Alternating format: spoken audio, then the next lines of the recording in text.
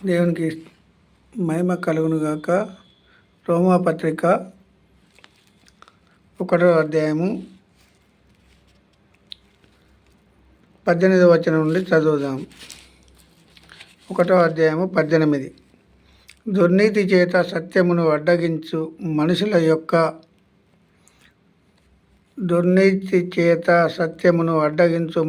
యొక్క సమస్త భక్తిహీనత మీదను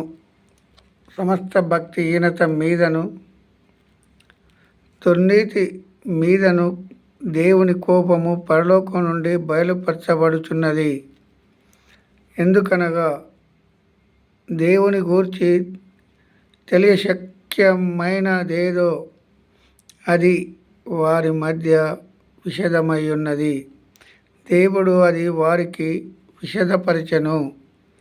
ఆయన అదృశ్య లక్షణములు అనగా ఆయన నిత్యశక్తియు దేవత్వమును జగతుత్పత్తి మొదలుకొని సృష్టింపబడిన వస్తువులను ఆలోచించుట వలన తేటపడుచున్నవి.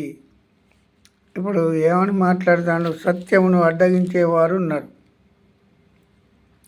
దుర్నీతి చేత సత్యమును అడ్డగించేవారు మనుషుల యొక్క సమస్త భక్తిహీనత మీదను. భక్తి చేస్తున్నాము అని సేవకులు ఉన్నారు, ఇప్పుడు భక్తి చేస్తున్నామని విశ్వాసులు ఉన్నారు. వారిని ఏమంటాడు? మీరు భక్తి కాదు, మీ హృదయంలో ఉన్నది ఏమున్నది? దుర్నీతి ఉన్నది. దుర్నీతి చేత సత్యమును అడ్డగించువారు మీరు అని దేవుడే సాక్ష్యం ఇస్తాడు పౌలు ద్వారా. దేవుని కోపము పరలోకం నుండి బయలుపరచబడుచున్నది. దేవుని కోపం అంటే ఎక్కడి నుండి వస్తుంది? పరలోకం నుండి. ఇప్పుడు పరలోకం నుండి బయలుపరచబడుచున్నది. ఎందుకనగా దేవుని గూర్చి తెలియశక్యమైనదేదో అది వారి మధ్య విషదమై ఉన్నది. వారి మధ్య ఏమై ఉన్నది? విషదమై ఉన్నది. ఇప్పుడు ఫర్ ఎగ్జాంపుల్గా దేవుని మందిరాలలో ప్రతి మానవునికి దేవుని గురించి ఆలోచించే వాళ్ళు ఎంతమంది ఉన్నారు? ఇప్పుడు దేవుని మందిరాలని కట్టుకున్నారు కదా, స్వార్థ ప్రియులు, స్వార్థం ఎక్కువ అయిపోయింది మందిరాలలో. అయితే ఇక్కడ ఏమని చెప్తాడు? వారికి విషదపరచెను. ఆయన అదృశ్య లక్షణములు అనగా ఆయన నిత్యశక్తియు దేవత్వమును జగతుత్పత్తి మొదలుకొని సృష్టింపబడిన వస్తువులను ఆలోచించుట వలన. ఇప్పుడు వేటికి ఎక్కువ ఫోకస్ పెడతాడు సేవకులు? కార్లు, బిల్డింగులు, నన్ను దేవుడు దీవించిందని. మరి లోక సంబంధంగా బోధలు చేస్తే ఇక్కడ పౌలు గారు ఏమని రాసిండు? మీ హృదయంలో ఉన్నది వేరు, మీరు బయటికి మాట్లాడేది వేరు. మీరు భక్తి చేస్తున్నామని భక్తిహీనత లోపించింది, భక్తిహీనులై ఉన్నారు. అయితే సత్యమును అడ్డగించేవారు వీరందరూ. అయితే ఆలోచించుట వలన తేటపడుచున్నవి కనుక వారు నిరుత్తులై ఉన్నారు. మరియు వారు దేవుణ్ణి ఎరిగియు దేవుడు ఎవరో తెలుసు. క్రైస్తవులకు కూడా తెలుసు. ఇప్పుడు వాక్యం ద్వారానే తెలుసు, కానీ ఎవరు దేవుని చూడలేదు, చూడరు కూడా. వాక్యం ద్వారా తెలుసుకొని ఏం చేస్తాండ్రు? వారి సొంత అభిప్రాయాలు ముందుకు తీసుకొచ్చారు, సొంత ఆలోచనలు, సొంత క్రియలు. పెద్ద మందిరాలు కట్టుకొని విశ్వాసులను ఆకర్షితులను చేసి వారి దగ్గర కూర్చునబెట్టి సోమరులుగా తయారు చేసిన వాళ్ళు అనేకులు ఉన్నారు. ఇప్పుడు సోమరులుగా తయారు చేస్తున్నారు. దేవుని కృప ఏమని చెప్పింది? నిరుత్తులై ఉన్నారు. మరియు వారు దేవుణ్ణి ఎరిగి ఆయనను దేవునిగా మహిమపరచలేదు, కృతజ్ఞతాస్తుతులు చెల్లింపను లేదు, కానీ తమ వాదముల యందు వ్యర్థులైరి. ఇప్పుడు వాదాలు పెట్టుకునే వాళ్ళు అనేకులు వచ్చారు. ఒకరికొకడు వాదముల యందు. నువ్వు బైబిల్ ఉన్నది ఉన్నట్టు చెప్పుకుంటా పోతే దేవుడు నిన్ను దీవించడా, కనికరించడా, పోషించడా నిన్ను? ఈ లోక సంబంధమైన బోధలు చేస్తూ, శరీర సంబంధమైన బోధలు చేస్తూ వ్యర్థులైరి. ఇప్పుడు ఈ లోక సంబంధంగా ఇజ్రాయేలు ఈ యూదులు ఉన్నారనే క్రైస్తవులను ఏర్పాటు చేసుకుంటే, క్రైస్తవులు కూడా యూదులను అనుసరిస్తున్నారు. క్రైస్తవులు కూడా యూదులైతే ఏదైతే అనుసరించారో వారు కూడా అదే పద్ధతిలో పోతే మరి దేవునికి కోపం పుట్టదా? కోపం రాదా? ఇప్పుడు ఒక్కడు రక్షింపబడితే పరలోక రాజ్యంలో సంతోషించే దేవుడు మొదటగా ఏది పరిపూర్ణంగా మారాలి.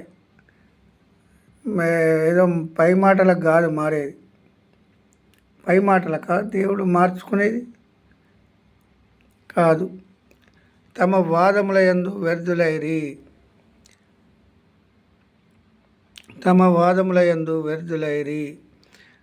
వారి అవివేక హృదయము అంధకారమాయను. తాము జ్ఞానులమని చెప్పుకొనొచ్చు బుద్ధిహీనులైరి.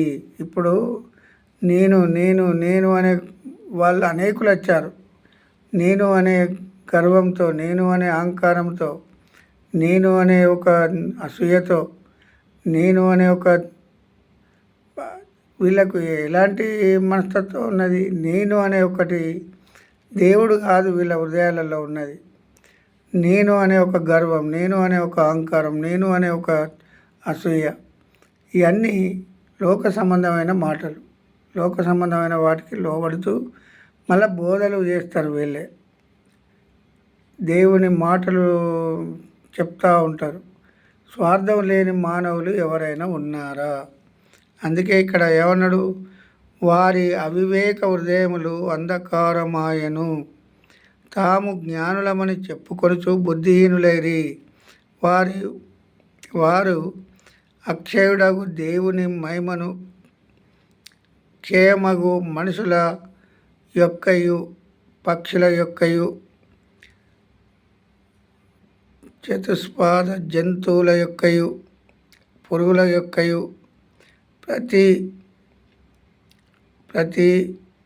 ప్రతిమ స్వరూపముగా మార్చిరి.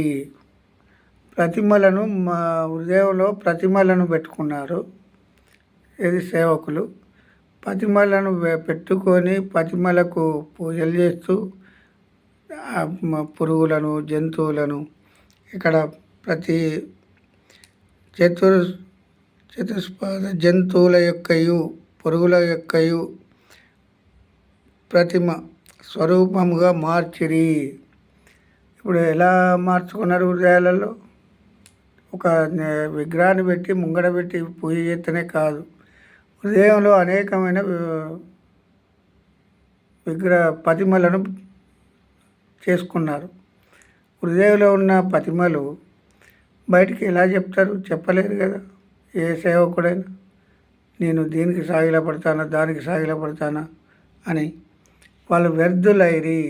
ఇప్పుడు క్రైస్తవులు కూడా యూదులను అనుసరించే నడుస్తున్నారు. యూదులు శరీర ఆశలతోటి నడుస్తున్నారని దేవుడు క్రైస్తవులను లేపాడు. క్రైస్తవులు కూడా శరీరాలకే లోబడ్డారు. పెద్ద పెద్ద మందిరాలు కడుతూ, పెద్ద పెద్ద ఆలోచనలు చేస్తూ, నేను కట్టాను మందిరం, నా దగ్గరికి లక్షల మంది విశ్వాసులు వస్తున్నారు, వస్తే ఏం చేస్తున్నావు? పరలోక రాజ్య వారసులుగా చేస్తున్నావా? నీవు కొంతమందిని నీకు అప్పగించాడు దేవుడు. కొంతమందికి అర్థమయ్యే విధంగా నువ్వు చెప్పాలి. అర్థమయ్యే విధంగా ఎడ చెప్తాను? తెర సంఘాలని, పెద్ద పెద్ద సంఘాలని, దేవునికి వ్యతిరేకమైన భిన్నమైన సువార్తలు చేస్తున్నారు. కార్పొరేట్ బోధకులు ఈరోజు దేవునికి మహిమ రావాలి, దేవునికే మహిమ రావాలి. ప్రతి మానవుడు దేవుణ్ణి మహిమపరచబడాలి, మహిమ చేయాలి. కానీ దేవుణ్ణి ఎక్కడ మహిమపరుస్తున్నారు? నేను నేను నేను అనే ఒక అహంకారం, నేను అనే ఒక గర్వం. ఆ గర్వాన్ని తీసేసుకోవాలి ప్రతి మానవుడు. దేవుని నుండి తీసేసుకున్నప్పుడే ఈ లోక సంబంధంగా ధనము, ఈ లోక సంబంధంగా బోధలు, ఈ లోక శరీర బోధలు, ఈ లోక సంబంధమైన శరీర బోధలు చేస్తూ కాలం గడిపే సేవకులు వచ్చారు. జాగ్రత్తగా ఉండాలి. వాక్యము ఏదైతే చెప్పుచున్నామో ఆ వాక్యాన్ని గమనించాలి. ప్రతి మానవుడు గమనించాలి. గమనించకపోతే మనం వ్యర్థులమవుతాము. దేవుని కృప, దేవుడు మనకు తోడై ఉండను గాక. ఆమేన్.